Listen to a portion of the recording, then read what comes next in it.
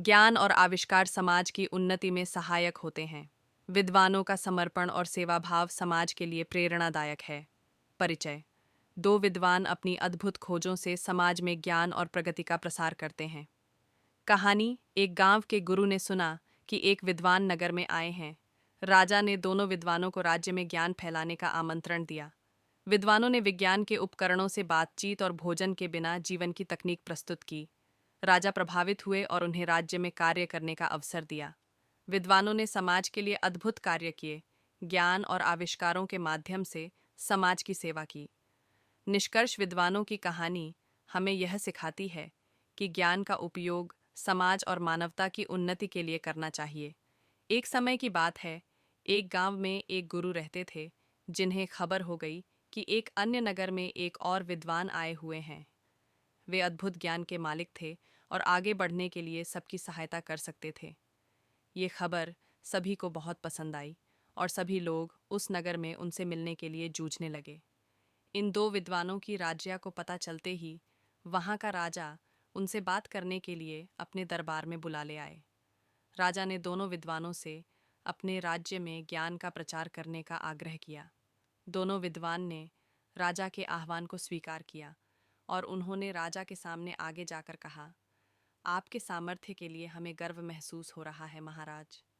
हम आपकी सेवा में हमारा सर्वोच्च कर्तव्य मानने के लिए तत्पर हैं। राजा ने खुशी से भरे होठों से कहा, तुम्हारे सामान्य भाषा में जनता को समझाओ। पहले विद्वान मुस्काते हुए बोले, अच्छा महाराज, हम आपके राज्य के राजा और प्रजा के बीच बातचीत को सुगम बना सकते हैं। राजा ने आश्चर्यचकित होते हुए कहा, मुझे बिल्कुल आश्चर्य हो रहा है कि तुम कैसे कर सकते हो। ये तो मेरे लिए। दूसरे विद्वान ने मुस्काते हुए कहा, महाराज, हम आपके राज्य के लोगों को सामग्री के बिना खाने का ज्ञान दे सकते हैं। राजा ने बहुत ही आश्चर्यचकितता से कहा, मैं ये सचमुच मानने में सक्षम नहीं हूँ। कृपया मुझे बताओ, तुम इस बात को कैसे संभव कर सकते हो। पहले विद्वान ने कहा, महाराज, हम विज्ञान का उपयोग करके एक ऐसा उपकरण बना सकते हैं जिससे हम राजा की मर्यादा के साथ बातचीत कर सकते हैं। यह उपकरण हमारे बहुत सारे प्रयोगों को सुलभ बना सकता है और आपके ग्रामीणों के बीच सामर्थ्य का निर्माण कर सकता है। दूसरे विद्वान ने कहा, महाराज, हम खाना खाने की ज़रूरत के बिना एक ऐसा प्रयोग बना सकते हैं जिससे खाने की जगह नहीं होती है। यह उपकरण आपके लोगों के लिए आरामदायक और स्वास्थ्यप्रद होगा।